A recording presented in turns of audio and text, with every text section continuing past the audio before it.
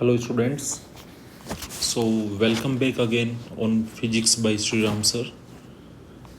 So students, in today's lecture we will study vector form of Coulomb's law. तो बच्चों, Coulomb's law का जो vector form है उसको हम समझेंगे। उससे पहले मैं आपके साथ कुछ पॉइंट डिस्कस करना चाहता हूँ। जैसे बच्चों, हमने जो फोर्स का जब मैग्नीट्यूड लिखा था तो हमने लिखा था कि दो चार्ज पार्टिकल है, एक Q1 है और दूसरा जो पॉइंट चार्ज है दैट इज Q2। अब स्टूडेंट्स, हमने देखा था कि इनके बीच में जो फोर्स लगता है, electrostatic force, that act along the line joining the charges, ये इनको जॉइन करने वाली लाइन के अलोंग एक्ट करता है। और हमने देखा था कि अगर चार्जेस सेम साइन के होते हैं तो रिपल्सन होता है और अपोजिट साइन के होते हैं तो अट्रैक्शन फोर्स लगता है। तो यहाँ पे अगर हम देखें तो हमने जब मैग्नीट्यूड लिखा था तो हम लोगों ने लिखा था F जो फोर्स है उसका जो मैग्नीट्यूड है that is equal to coulomb constant into Q1 का मैग्नीट्यूड, Q2 का मैग्नीट्यूड और उनके बीच का सेपरेशन का स्क्वायर। बट बच्चों, फोर्स तो एक वेक्टर क्वांटिटी है तो हमें इसके डायरेक्शन की भी बात करनी चाहिए। तो इसमें एक कॉन्सेप्ट होता है बच्चों, relative direction and absolute direction. तो उसके बारे में हमें बात करनी है। तो पहले हम अगर यहाँ से मॉड हटा दें तो हम लोग यहाँ पे, मॉड का मतलब है हम ऑलवेज साइन पुट नहीं करते, मतलब प्लस में ही लेते हैं। लेकिन अगर मैं नॉर्मली यहाँ पे फोर्स को लिखूँ तो मैं लिखूँगा F equals to K Q1 Q2 upon R square. ये हमने फोर्स लिखा। अब ये जो फोर्स का एक्सप्रेशन हम लोगों ने यहाँ पे लिखा है इसमें हमने मॉड नहीं लगाया चार्जेस के ऊपर। तो अगर हमने यहाँ पे मॉड नहीं लगाया मतलब हम Q1 एंड Q2 जो है उसका वैल्यू यहाँ सब्स्टिट्यूट करने वाले हैं विथ साइन। तो अब इसमें हमारे पास दो पॉसिबिलिटीज़ होती है स्टूडेंट्स। कौन सी दो पॉसिबिलिटी हमारे पास होती है कि एक केस होता है जब Q1 Q2 सेम साइन के हो और दूसरी पॉसिबिलिटी हमारे पास होती है जब Q1 और Q2 अपोजिट साइन के हो। सो स्टूडेंट्स, अगर आप देखें तो जब Q1 और Q2 सेम साइन के होंगे तो अगर हम Q1 और Q2 को मल्टीप्लाई करेंगे तो हमारे पास जो आएगा that will be greater than 0। तो हमारे पास Q1 Q2 का जो प्रोडक्ट है वो ग्रेटर देन 0 आएगा। लेकिन अगर Q1 और Q2 अपोजिट साइन के, मतलब एक प्लस और एक माइनस है, तो Q1 और Q2 का मल्टीप्लाई जब करेंगे तो वो लेस देन 0 आएगा। मतलब इस केस में Q1 Q2 हमारे पास पॉजिटिव आएगा और इस केस में हमारे पास Q1 Q2 नेगेटिव आएगा। तो जब हम फोर्स की वैल्यू कैलकुलेट करेंगे तो इस वाले केस में हमारे पास वैल्यू जो आएगा उसमें मैग्नीट्यूड तो हमारे पास KQ1 Q2 by R square हो जाएगा। बट यहाँ पे Q1 और Q2 का वैल्यू अगर हम विथ साइन सब्स्टिट्यूट करते हैं, जैसे लेट से कि एक चार्ज है, this is 2 microcoulomb, Q1 is positive charge and the another charge Q2 is let's say minus 6 microcoulomb. Now students, जब आप यहाँ पे इसको पुट करेंगे तो जब सब्स्टिट्यूट करेंगे वैल्यूज़ को तो हमारे पास जो आएगा फोर्स वो कुछ इस तरह से बनेगा F equals to K Q1 is 2 microcoulomb positive and Q2 is -6 microcoulomb upon R square. अब ये जो प्लस का है ये प्लस में है बच्चों हमारे पास और ये माइनस में है, तो ये मल्टीप्लाई होके अल्टीमेटली माइनस साइन देंगे हमें, तो यहाँ पे माइनस साइन आ जाएगा और ये वैल्यू आ जाएगा फोर्स का। अब सबसे बड़ा पॉइंट ये होता है कि what this minus is significant. ये माइनस का सिग्निफिकेंस क्या है बच्चों, ये माइनस हमें क्या बता रहा है। तो जनरली हम लोग देखते हैं कि minus shows that these two particle will attract each other. हम बोलते हैं कि माइनस जो है ये रिप्रेजेंट कर रहा है कि इनके बीच दोनों पार्टिकल एक दूसरे को अट्रैक्ट करेंगे। इसका मतलब इस पार्टिकल पे जो फोर्स का डायरेक्शन होगा वो इस वाले पार्टिकल की तरफ होगा और बड़े वाले इस वाले पार्टिकल पे जो फोर्स होगा उसका डायरेक्शन इस वाले की तरफ होगा। मतलब एक पार्टिकल पे जो फोर्स लगेगा वो दूसरे पार्टिकल की तरफ उसका डायरेक्शन होगा। सो माइनस का सिग्निफिकेंस क्या है यहाँ पे, minus shows that force on one charge will act towards other charge। तो माइनस हमें ये बता रहा है कि एक चार्ज पार्टिकल पे जो फोर्स लगेगा उसका डायरेक्शन दूसरे की तरफ होगा। इसको हम बोलते हैं बच्चों रिलेटिव डायरेक्शन। ये एक रिलेटिव डायरेक्शन है कि एक के रेस्पेक्ट में फोर्स दूसरे की तरफ लगेगा। It is not absolute direction. ये कोई एब्सोल्यूट डायरेक्शन नहीं है, ये हमें एग्जैक्टली ये नहीं बता रहा कि फोर्स किधर लग रहा है, क्योंकि अगर आप देखें वास्तव में तो इस पार्टिकल पे जो फोर्स लग रहा है उसका डायरेक्शन तो ये है और इस वाले पे जो फोर्स लग रहा है उसका डायरेक्शन इधर है। मतलब अगर मैं बोलूं कि इस पे फोर्स जो है वो इधर लग रहा है तो इस वाले पार्टिकल पे फोर्स तो अपोजिट डायरेक्शन में लग रहा है। तो अगर मैं बोलूं कि ये वाला फोर्स +x में लग रहा है तो ये तो -x में लग रहा है। तो अगर इसका डायरेक्शन आई कैप आएगा तो इसका तो -i कैप आना चाहिए, लेकिन यहाँ तो ओनली माइनस साइन लिखा है। तो माइनस साइन जो है वो तो ये बता रहा है बच्चों कि एक पार्टिकल पे जो फोर्स लगेगा वो दूसरे की तरफ लगेगा। अगर फोर्स नेगेटिव आता है इसका मतलब यही है कि एक चार्ज पे फोर्स का डायरेक्शन दूसरे की तरफ होगा, टूवर्ड्स द अदर होगा। ऐसे अगर बच्चों यहाँ पे मान लो कि सपोज करो दोनों हमारे पास सेम साइन के होते, लेट से कि ये वाला चार्ज भी आपका -2 होता, +2 नहीं होता, तो फिर फोर्स रिपल्सन का हो जाता। तो एक चार्ज पे जो फोर्स लग रहा है वो उसका डायरेक्शन अवे हो गया दूसरे से, तो फिर फोर्स रिपल्सन के हो जाते, तो जो फोर्स का डायरेक्शन है वो अवे हो गया। तो जब आप यहाँ कैलकुलेट करके इसको लिखते तो आप लिखते K एंड Q1 को आप लिखते -2 माइक्रोकूलम, Q2 को लिखते -6 माइक्रोकूलम अपॉन आर स्क्वायर। तो आपका फोर्स हो जाता माइनस माइनस आता plus K 2 microcoulomb 6 microcoulomb upon R square. तो अब अगर बच्चों आप इसको सॉल्व करते तो ये तो फोर्स का मैग्नीट्यूड होता, तो फिर ये प्लस क्या बताता।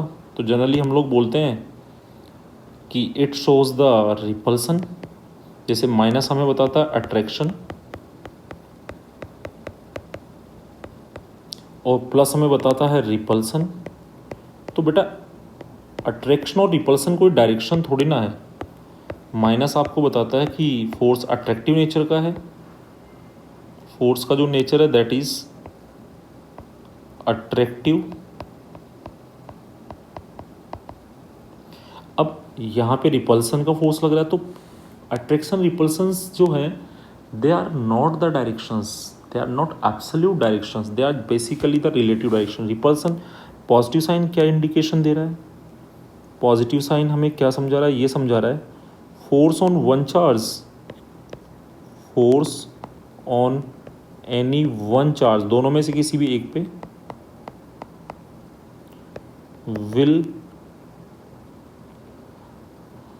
Be away from other charge. एक चार्ज पे जो फोर्स होगा वो दूसरे से अवे होगा, दूर की तरफ होगा, मतलब रिपल्सन होगा। तो प्लस माइनस जो हमें डायरेक्शन नहीं बता रहे होते हैं, बेसिकली वो हमें, जैसे अगर फोर्स ये वाले डायरेक्शन का नाम रखें और आप इसको प्लस एक्स एक्सिस में प्लस एक्स बोल देते हो, आई कैप बोल देते हो, तो इसको माइनस एक्स या माइनस आई कैप बोलोगे। तो ये वाली जो डायरेक्शंस होती है जो हम कोऑर्डिनेट सिस्टम की हेल्प से बताते हैं, दे आर एब्सोल्यूट डायरेक्शंस। तो प्लस माइनस हमें रिलेटिव डायरेक्शंस बता रहा होता है, ना कि एब्सोल्यूट डायरेक्शंस। तो देखिए बच्चों, यहाँ पे कुछ लिखा है, इसको हम पढ़ते हैं। दीज साइंस डेस्क्राइब, ये जो साइन आते हैं बच्चों प्लस माइनस वाले, these signs describe relative direction of force but not absolute direction. ये बच्चों हमें रिलेटिव डायरेक्शन बता रहे होते हैं। अ नेगेटिव प्रोडक्ट, अगर फोर्स का वैल्यू नेगेटिव में आता है, इंडिकेट्स एन अट्रैक्टिव फोर्स, तो ये हमें किसको बता रहा होता है? अट्रैक्शन को। So that the charges each experience a force towards the other. Thus the force on one charge is in the direction relative to other। मतलब ये दूसरे के रेस्पेक्ट में पहले पे फोर्स किधर लगेगा, तो प्लस आ रहा है, माइनस आ रहा है, तो मतलब टूवर्ड्स द चार्ज लगेगा। अब पॉजिटिव प्रोडक्ट आ रहा है, then it indicates repulsive force such as each charge experience a force away from other. तो फिर एब्सोल्यूट डायरेक्शंस कहाँ से होता है? तो एब्सोल्यूट डायरेक्शन तो कोऑर्डिनेट सिस्टम से होता है। जैसे कि अगर आप ये डायरेक्शन सेलेक्ट कर लेते हैं कि हम लोग ये वाला डायरेक्शंस का कॉम्बिनेशन सेलेक्ट कर लेते हैं, तो इस डायरेक्शन के हिसाब से अगर हम देखें तो हमें कोई बोले कि इन फोर्सेस को डायरेक्शन दो, तो कोऑर्डिनेट सिस्टम के हिसाब से अगर हम देखें तो ये वाले फोर्स का डायरेक्शन माइनस आई कैप होगा और इस वाले फोर्स का प्लस आई कैप हो जाएगा।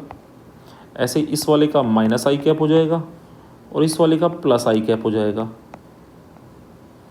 तो ये जो प्लस माइनस आई कैप से हम जो लिख रहे हैं, they are basically the absolute directions जो हमें कोऑर्डिनेट सिस्टम से मिलती है। बट जो प्लस माइनस है वो तो रिलेटिव डायरेक्शन को बता रहा होता है। नाउ वेक्टर फॉर्म की हम लोग बात कर रहे हैं, तो अगर एग्जाम में आता है कि कूलॉम्स लॉ का वेक्टर फॉर्म लिखो, तो हम लोग यही वाला फॉर्मूला लिखेंगे। This is the vector form of Coulomb's law. F is equal to KQ1 Q2 upon R cube into R vector. और बच्चों आप इसको ऐसा भी लिख सकते हो, KQ1 Q2 अपॉन, आप यहाँ पे आर स्क्वायर लिख सकते हो, और एक आर, अगर आप आर वेक्टर में एक आर का डिवाइड कर दोगे तो it will become R cap. तो बेटा आर कैप लेते हो तो यहाँ आर स्क्वायर हो जाएगा, और आर वेक्टर लेते हो तो यहाँ आर क्यूब हो जाएगा। तो ये कूलॉम्स लॉ का हो गया वेक्टर फॉर्म। अब इसमें हमें जो बात समझने की है वो क्या है कि जब भी हम इन फॉर्मूलाज की इस वेक्टर फॉर्म के अंदर Q1 Q2 का वैल्यू सब्स्टिट्यूट करेंगे, तो अब हमें मॉड नहीं लगा हुआ यहाँ पे, तो always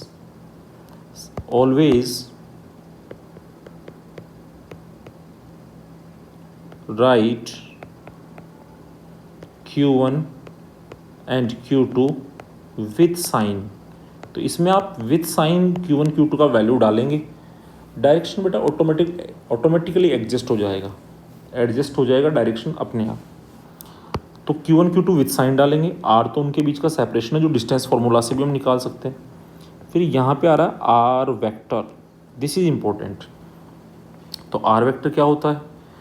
are vector is the position vector of the force experiencing particle with respect to the force exerting particle. मतलब बच्चों आर वेक्टर एक पोजीशन वेक्टर है, जो किसका पोजीशन वेक्टर है?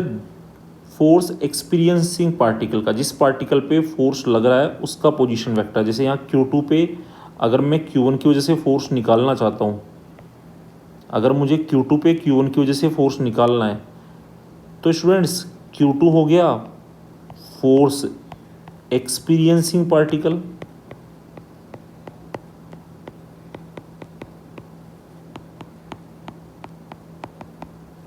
और Q1 हो गया फोर्स एक्सर्टिंग पार्टिकल।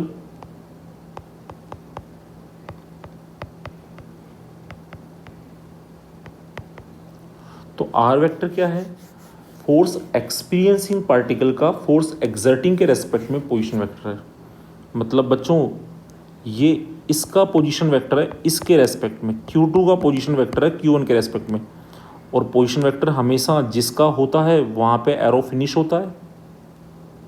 जैसे मुझे Q2 का पोजीशन वेक्टर लिखना है तो एरो Q2 पे फिनिश होगा, और जिसके रेस्पेक्ट में लिखना है वहाँ से स्टार्ट होता है। तो this is basically the R vector. चलिए बच्चों, अब हम एक क्वेश्चन सॉल्व करते हैं इसी पर बेस्ड। तो इस क्वेश्चन से हमें ये कंसेप्ट और अच्छे से क्लियर होगा। So students the question is, question आपके सामने है 2 point charges. This is the question.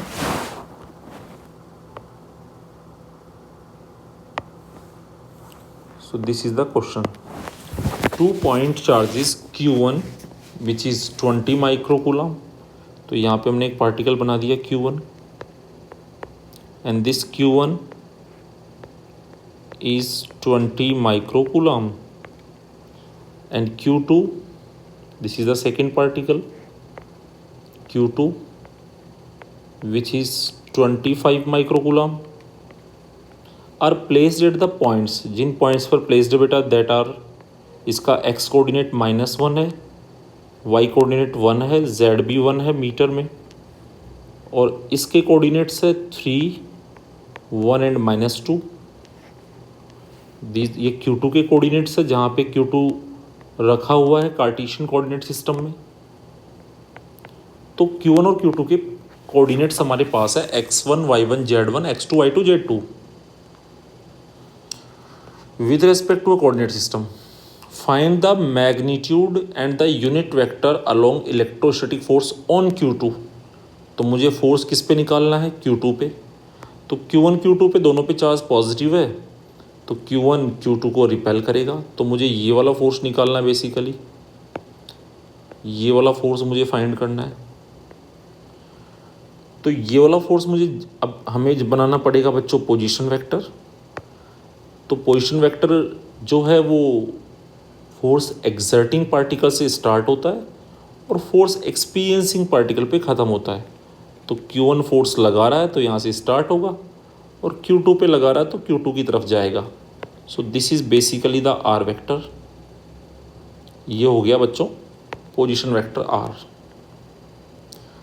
अब सबसे पहले मेरे से एक चीज़ इसमें ये पूछी है, find the magnitude and unit vector along electrostatic force on Q2।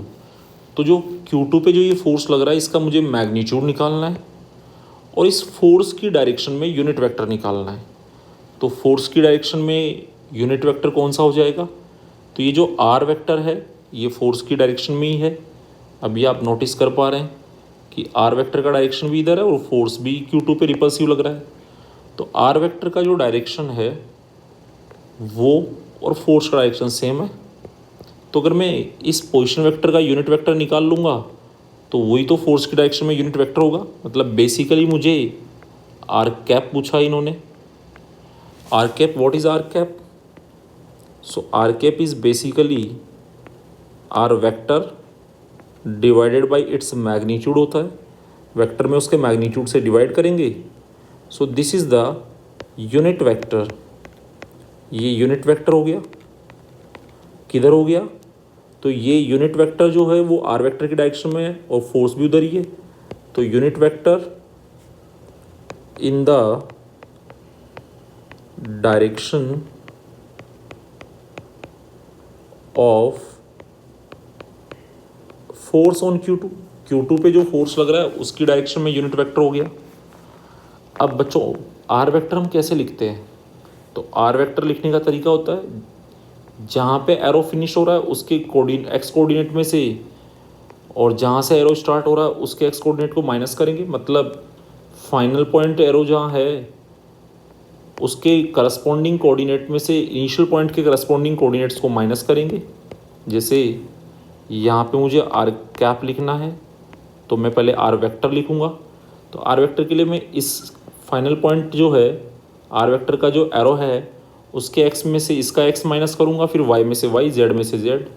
तो x2 माइनस x1 मतलब 3 माइनस माइनस 1, और इसको फिर मैं आई कैप से मल्टीप्लाई कर दूंगा। ऐसे ही फिर मैं y कोऑर्डिनेट माइनस करूंगा, तो इसका y कोऑर्डिनेट 1 है, इसका भी 1 है, तो 1 माइनस 1 जे कैप। फिर मैं z कोऑर्डिनेट माइनस करूंगा, तो फाइनल पॉइंट का z कोऑर्डिनेट मेरा -2 है, उसमें से माइनस करूंगा इनिशियल पॉइंट का z कोऑर्डिनेट, वो 1 है, और उसको मैं k कैप से मल्टीप्लाई कर दूंगा, और फिर मैं तीनों को ऐड कर दूंगा। तो ये तो मेरे पास आर वेक्टर आ जाएगा, और डिवाइडेड बाई मुझे आर वेक्टर का जो मैग्नीट्यूड है मतलब लेंथ से डिवाइड करना है। तो आर वेक्टर का मैग्नीट्यूड मतलब ये लेंथ जो है यहाँ से यहाँ तक, इससे मुझे डिवाइड करना है। तो लेंथ तो मैं यहाँ इन दो पॉइंट्स के बीच में डिस्टेंस फार्मूला से भी निकाल सकता हूँ, या फिर मैं इनके जो कोफिशिएंट्स आएंगे उनका स्क्वायर करके सम करके फिर रूट ले लूँगा। तो यहाँ पे मैं लिख सकता हूँ डिस्टेंस फार्मूला से 3 minus minus 1 x2 minus x1 मतलब 3 माइनस माइनस 1, उसका होल स्क्वायर कर देंगे, plus y2 minus y1 that is 1 minus 1 square, plus z2 minus z1 that is -2 minus 1, इसका स्क्वायर। So what we will get here, तो यहाँ पे बच्चों हमें मिलेगा, यहाँ पे हमें आर कैप ये यूनिट वेक्टर मिल जाएगा। कितना आएगा, 3 minus minus 1 4 i cap plus 0 j cap -3 के कैप, और यहाँ मैग्नीट्यूड आ जाएगा that is square root of 4 square that is 16 plus 0 and -3 square is 9। So ये मेरे पास आ गया बच्चों 4 आई कैप -3 के cap upon 16 plus 9 25, root is 5। Now students one thing is important, here the coordinates are in meter, so we will get this value and unit of this will be unit of coordinates। तो बेटा coordinates का जो unit है उन्होंने हमें metre दिया है, तो यहाँ पे ये मीटर में आएगा। सिमिलरली जब मैं ये मैग्नीट्यूड निकालूंगा, लेंथ निकालूंगा, तो ये भी मीटर में आएगी। तो आर वेक्टर का यूनिट बेटा मीटर होगा, यहाँ पे इसका यूनिट मीटर होगा, और मैग्नीट्यूड जो आएगा इसका यूनिट भी मीटर होगा, और मीटर से मीटर कट जाएगा तो आर कैप बेटा यूनिट लेस होता है, तो आर कैप का कोई यहाँ पे यूनिट नहीं होगा। तो ये मेरे पास आंसर आ गया, this is the unit vector in the direction of force which is R cap. फिर मेरे से फोर्स का मैग्नीट्यूड भी पूछा है, तो students that is very easy. Force का जो मैग्नीट्यूड होगा that is K magnitude of Q1 magnitude of Q2 divide by R square. तो बच्चों के कितना है, 9 into 10⁻⁹ and what is Q1? Q1 is 20 and Q2 is 25, but it is in micro coulomb, so we will write in coulomb 20 into 10⁻⁻6 coulomb, and this is 25 into 10⁻⁻6 coulomb, and r square, here we get r magnitude of r, this is the magnitude of r basically 5, so its square will be 25. So how much we will get? So 25 and 25 will get cancel out, and here we will get 9 to the 18 means 180, and powers में कितना आएगा बच्चों, -6 -12 plus 9, so -3. So we will get the force as a 180 divided by 1000, that is 0.18, and we have substituted all values. Q1 को बेटा हमने coulomb में लिखा, Q2 को कूलाम में लिखा, R को मीटर में लिखा, और K का भी हमने ऐसा यूनिट में ही वैल्यू पुट किया, तो फोर्स भी हमारा ऐसा यूनिट में आएगा, और फोर्स का ऐसा यूनिट न्यूटन होता है। तो ये फोर्स का मैग्नीट्यूड आ गया। तो हमसे क्वेश्चन में पूछा था कि मैग्नीट्यूड पूछा था फोर्स का, इलेक्ट्रोस्टैटिक फोर्स का, एंड इसके अलॉन्ग यूनिट वेक्टर पूछा था। तो हमारे पास फोर्स का मैग्नीट्यूड तो आ गया 0.18 न्यूटन, और इसके अलॉन्ग यूनिट वेक्टर हमारे पास यह आ गया। तो अगर बच्चों हम इसका वेक्टर फॉर्म भी निकालना चाहें तो एफ वेक्टर होता है K Q1 Q2 upon R square, और यहाँ पे आता है R कैप। सो ये हमने कैलकुलेट कर लिया है, दैट इज़ 0.18 न्यूटन, और R कैप भी बच्चों हम लोग कैलकुलेट कर चुके हैं, that is 4i minus 3k। You can write 4/5 I cap minus 3/5 k cap. So this is force on Q2 due to Q1। So बच्चों यहाँ पे हमने जो फोर्स निकाला है, यहाँ मैग्नीट्यूड लिया है, बट यहाँ भी अगर आप विथ साइन डालोगे तो प्लस ही आएगा, बिकॉज Q1 Q2 का साइन सेम है। So we will get in positive number. So ये हमने निकाल लिया किस पे फोर्स, Q2 पे Q1 की वजह से बच्चों। अब अगर आपको Q1 पर Q2 की वजह से निकालना हो तो जस्ट इसका नेगेटिव साइन लगा देंगे बच्चों। If you want to calculate this force, अगर आपसे क्वेश्चन में बोला जाता है कि force on Q1 due to Q2, so बच्चों अगर आपने एक पार्टिकल पे फोर्स निकाल लिया तो दूसरे में बहुत इजी है, बिकॉज Q1 पे जो फोर्स लगाएगा Q2, that will be equal to minus of force on Q2 due to Q1। So हमें क्या करना है, जो हमने Q2 पे फोर्स निकाला है Q1 की वजह से, उसके अगर हम माइनस साइन लगा दें आगे, तो फिर Q1 पे भी Q2 की वजह से आ जाएगा। तो माइनस साइन लगाने का मतलब है दिस टर्म को आगे माइनस लग जाएगा। So it will become 0.18 newton, और अगर हम माइनस से मल्टीप्लाई कर देंगे तो it will become minus 4/5 I cap plus 3/5 k cap. So ये हमारे पास आ जाएगा। तो जब भी बेटा हमसे Q2 पे Q1 की वजह से पूछे, जिसको जनरली मैं लिखता हूँ F21, और Q2 पे Q1 की वजह से पूछे तो इसको जनरली हम लिखते हैं F21, this is F21 and this is F12। सो अगर मेरे पास F21 आ जाता है तो उसके आगे माइनस लगाने से बेटा F12 भी आ जाएगा। Now we solve the next question that is also based on the same concept. Here the magnitude of force पहले पूछा है बच्चों हमसे।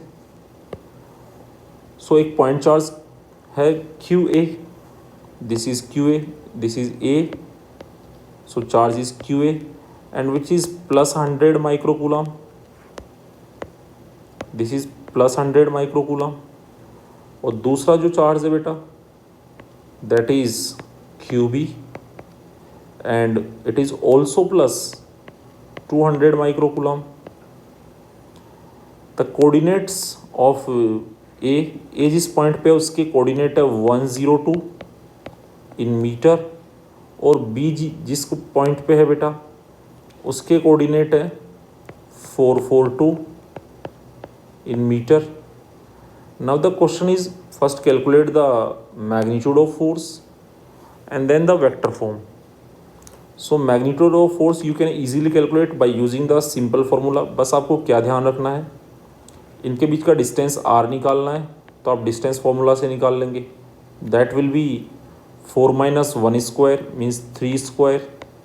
Now 4 minus 0 square means 4 square, 2 minus 2 square which is 0 square. So you will get 5 metre, this is the r।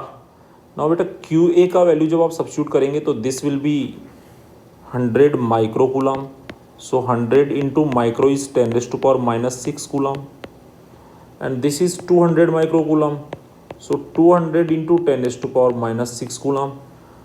तो अगर हम लोग ये वैल्यूज इसमें सब्स्टिट्यूट करते हैं और आप इसको सॉल्व करते हैं, then you will get a repulsive force. उसका जो मैग्नीट्यूड आएगा बच्चों, आप सिंपली फॉर्मूला लगा दें K mod Q1 mod Q2 upon R square. Then after that, if you will solve it, you will get the value of the force, which will be 7.2 newton. आप इसको solve करें, ये answer आएगा बेटा। Now the next part of the question, question का जो next part है, find F A vector means force on A due to B and force on B due to A. तो बेटा आप बी पे अगर ए की वजह से निकाल रहे हैं तो ए पर बी की वजह से भी आ जाएगा। So now I am calculating force on B due to A, और फिर मैं क्या कर दूंगा, अगर मुझे ए पर निकालना है बी की वजह से, तो जो मैंने बी पर निकाला है ए की वजह से, उसके आगे मैं माइनस लगा दूंगा, तो मेरे को ए पर बी की वजह से भी मिल जाएगा सिर्फ माइनस लगाने से। तो force on B due to A कितना आएगा, तो force on B due to A, तो अगर मुझे ये निकालना है, बी कौन है, क्यू बी, तो ये हो जाएगा K Q B Q A upon R square. और बेटा आर क्यूब ले लेते हैं तो यहाँ पे लग जाएगा आर वेक्टर, और यहाँ आर स्क्वायर लेते हैं तो यहाँ आएगा are cap.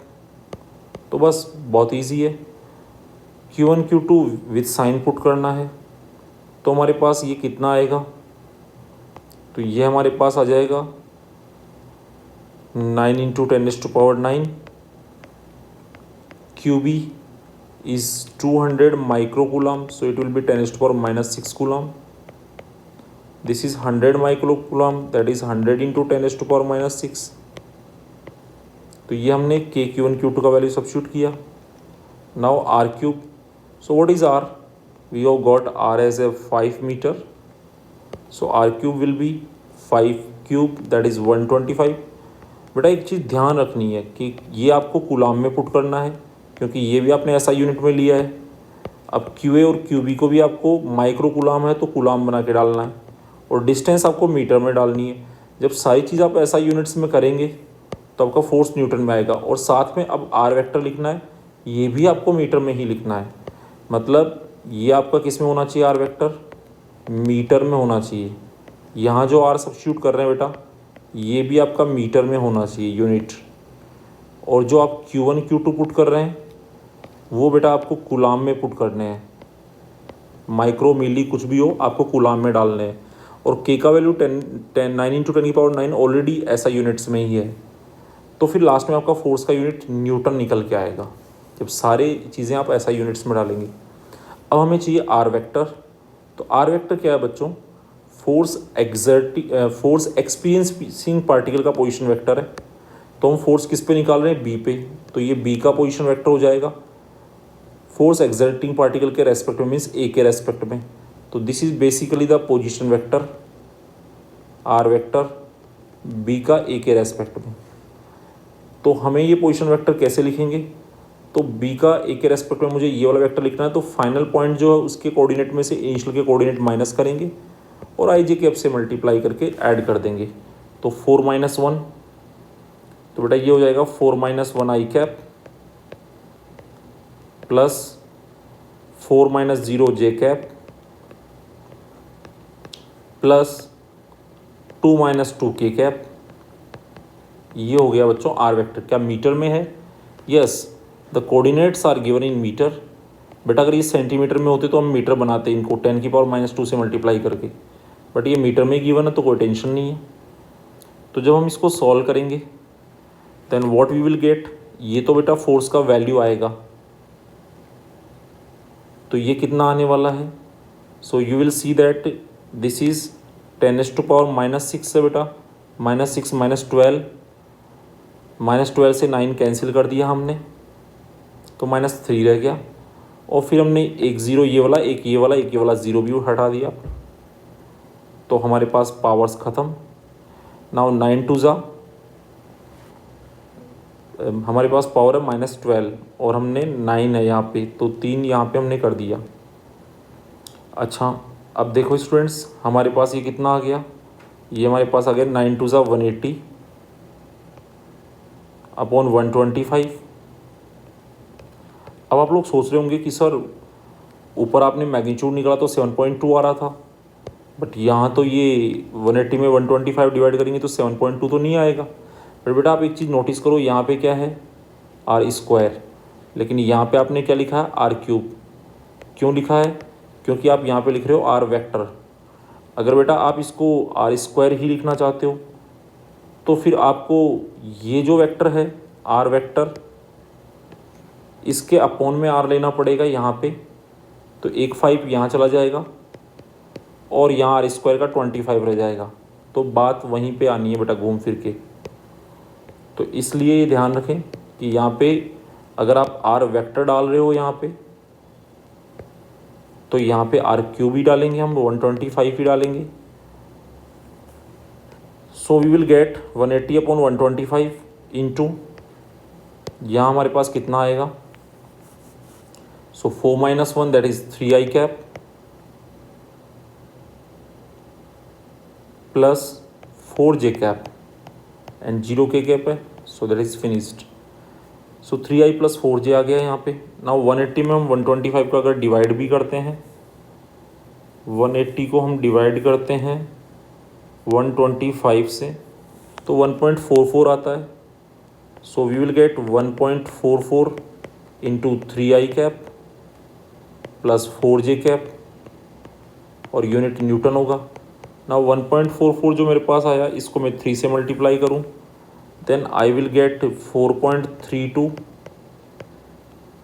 Newton in I cap direction.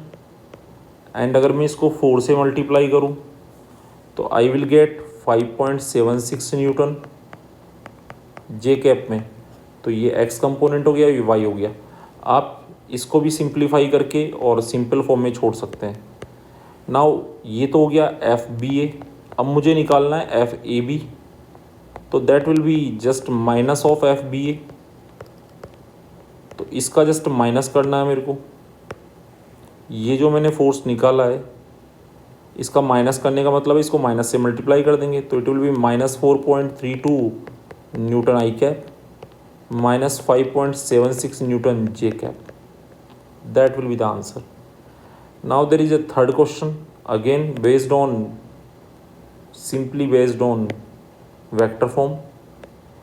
तो यहाँ पे देख रहे हैं आप लोग कि यहाँ पे क्वेश्चन लिखा है, तो हमें Q1 का कोऑर्डिनेट्स गिवन है 2 - 1 3 और Q2 के कोऑर्डिनेट्स है 0 0 0। मतलब बड़ी इंटरेस्टिंग सिचुएशन है बेटा। यहाँ पे Q2 तो ओरिजिन पे है, जैसे ये x एक्सिस है, लेट से ये y एक्सिस है, this is x, this is y और ये z एक्सिस है। तो ये 0 0 0 पॉइंट के जो कोऑर्डिनेट है ओरिजिन हो गया। यहाँ पे रखा है Q2 रखा है 0 0 0 पे, और Q1 किस पॉइंट पे है, 2 - 1 3। तो Q1 कोई भी एक अनदर पॉइंट है विच इज़ जिसके कोऑर्डिनेट है 2 - 1 और 3। यहाँ पे Q1 रखा है। अब मुझे क्या करना है, मुझे पोजीशन फोर्स निकालना है Q2 पे Q1 की वजह से। तो बेटा फोर्स किस पे लग रहा है, Q2 पे। ये हो गया फोर्स एक्सपीरियंसिंग पार्टिकल। लगा कौन रहा है, Q1, तो ये हो गया फोर्स एक्सर्टिंग पार्टिकल। तो हमारा पोजीशन वेक्टर कैसे लिखते हैं, सबसे पहले हमारा position vector force exerting particle से स्टार्ट करते हैं और फोर्स एक्सपीरियंसिंग पार्टिकल पे ख़त्म करते हैं। तो फोर्स एक्सपीरियंस कौन कर रहा है, Q2। तो Q2 पे ये वेक्टर ख़त्म करेंगे हम ले जाके, और जो अप्लाई कर रहा है वहाँ से स्टार्ट करेंगे। So this is R vector. और ये आर वेक्टर आपको लिखना अब तो आ गया होगा कि जो फाइनल पॉइंट है उसमें से इनिशियल के कोऑर्डिनेट सेपरेट करते हैं। ये इनिशियल हो गया, ये फाइनल हो गया। So finally 0 - 2i cap plus 0 minus minus 1 जे कैप प्लस 0 माइनस 3 के cap. So what is r vector? It is minus 2 I cap plus j cap minus 3 के कैप. ये हमारे पास आर वेक्टर आ गया. नाउ इन दोनों point के बीच का distance भी हम निकाल सकते हैं, that is R using distance formula. तो यहाँ से हम करेंगे 0 minus 2 that is minus 2 square. और बच्चों ये 0 minus minus 1 that is 1 square plus 0 minus 3 that is minus 3 square. तो what is R? This will be minus 2 square which is 4 plus 1 plus 9. So it will be how much? √14. अब बच्चों हमें क्या करना है? वेक्टर फॉर्म अप्लाई करना है. तो Q1 Q2 पे हमें वैल्यू नहीं दिया तो हम Q1 Q2 ही पुट कर देंगे. So vector form of Coulomb's law apply करते हैं. F vector equals to K Q1 Q2. और यहाँ पे अगर हम ऑप्शन में देखें तो हमें पाई एप्सिलॉन नोट दिख रहा है. तो बेटा जी हमें K का वैल्यू 1/4 पाई एप्सिलॉन नोट डालना पड़ेगा. तो K के प्लेस पे हमने लिख दिया 1/4 पाई एप्सिलॉन नोट. तो ये हो गया K Q1 Q2. फिर यहाँ पे हम लिखते हैं R वेक्टर और यहाँ हम लिखते हैं R क्यूब. वेक्टर है तो क्यूब लिखेंगे और R कैप लिखते तो स्क्वायर लिखते. तो हमारे पास ये आ गया F vector equals to Q1 Q2 upon 4 pi epsilon naught Q1 Q2 upon 4 pi epsilon naught. R vector. So what is R vector? Minus 2 I cap plus J cap minus 3 के cap. This is R vector upon R cube. तो what is R cube? So √14 का cube. So that will be 14 √14. और बच्चों हमें जो coordinates है ये हमने निकाल लिए. तो हमारे पास ये फोर्स का जो वैल्यू आएगा दैट विल बी, यहाँ पे हमारे पास आएगा Q1 Q2 और नीचे हमारे पास हो जाएगा 56 √14 पाई एप्सिलॉन नोट. और यहाँ पे जो पॉजिटिव कोऑर्डिनेट है उसको हम पहले लिख देते हैं, जैसे ये जे कैप. उसका रीज़न है क्योंकि वैसे यहाँ तो हमारा काम हो चुका है, बट ऑप्शन में अगर आप देखें तो 56 √14 इन दो ऑप्शन के अंदर है. फिर आगे क्या देख रहे हैं आप कि यहाँ पे 2i माइनस जे लिखा हुआ है, बट हमारे तो माइनस 2i प्लस जे है. तो दूसरे ऑप्शन में बड़ा ध्यान से देखें, प्लस जे और माइनस 2i यहाँ लिखा है. तो इन्होंने प्लस वाले कोऑर्डिनेट को प्लस वाले को पहले लिख दिया है. तो हमारा आंसर ये जा रहा है. तो इन्होंने क्या किया, जे को पहले लिख दिया है, माइनस 2i को बाद में लिख दिया, माइनस 3k को बाद में. तो ये हमारा आंसर हो गया. सो बच्चों ये था कूलॉम्स लॉ का vector form. Now in the next class we will start principle of superposition. ये हम बच्चों नेक्स्ट क्लास में स्टार्ट करने वाले हैं, जिसमें अभी तक बच्चों हमने 2 पॉइंट चार्जेस के बीच में फोर्स देखा है. अब इसमें हम क्या करने वाले हैं कि हम लोग जो फोर्स कैलकुलेट करने वाले हैं वो अगर पार्टिकल 2 से ज़्यादा होंगे, जैसे कि 3 होंगे, 4 होंगे, 5 होंगे, कितने भी हो, बट मोर देन 2 पार्टिकल जब होंगे तब हम फोर्स कैसे निकालेंगे. तो वो काम हमारे लिए कौन करता है? Principal of superposition. तो ये हम नेक्स्ट क्लास में देखने वाले हैं, प्रिंसिपल ऑफ सुपरपोजिशन. अगर हमें मोर देन 2 चार्जेस के बीच में फोर्स फाइंड आउट करना है. सो आज हमने कूलॉम्स लॉ का वेक्टर फॉर्म पढ़ा और उस पर क्वेश्चंस भी सॉल्व किए. तो ये कूलॉम्स लॉ का वेक्टर फॉर्म है बच्चों. This is the vector form. अगर आप वेक्टर लिखते हैं तो क्यूब आएगा और कैप लिखते हैं तो नीचे स्क्वायर आएगा. बट वेक्टर फॉर्म की खास बात ये होती है कि इसमें Q1 Q2 का वैल्यू जब भी आप डालेंगे तो विथ साइन डालेंगे, फिर डायरेक्शन ऑटोमेटिकली एडजस्ट हो जाएगा. दूसरा, जब बच्चों आप सॉल्व कर रहे हो तो K का वैल्यू आप 9 × 10⁹ ऐसा यूनिट में लिखते हैं. Q1 Q2 को बेटा कूलॉम में लिखें, R वेक्टर आप मीटर में लिखें और यहाँ जो R का वैल्यू है वो भी मीटर में डालें. तो फाइनली आपका फोर्स न्यूटन में आएगा. तीसरा आर वेक्टर क्या होता है बच्चों, तो जिस पार्टिकल पे फोर्स अप्लाई करते हैं, जिस पे फोर्स लगता है उसका जो फोर्स लगा रहा होता है उसके रेस्पेक्ट में पोजीशन वेक्टर होता है। सो जिस पार्टिकल पे फोर्स लगता है, फोर्स एक्सपीरियंसिंग पार्टिकल का फोर्स एक्सर्टिंग के रेस्पेक्ट में ये पोजीशन वेक्टर होता है। तो एरो जहाँ फिनिश होता है वो फोर्स एक्सपीरियंसिंग पार्टिकल होता है और जहाँ से स्टार्ट होता है वो एक्सर्टिंग पार्टिकल होता है। So thank you so much student for watching this video.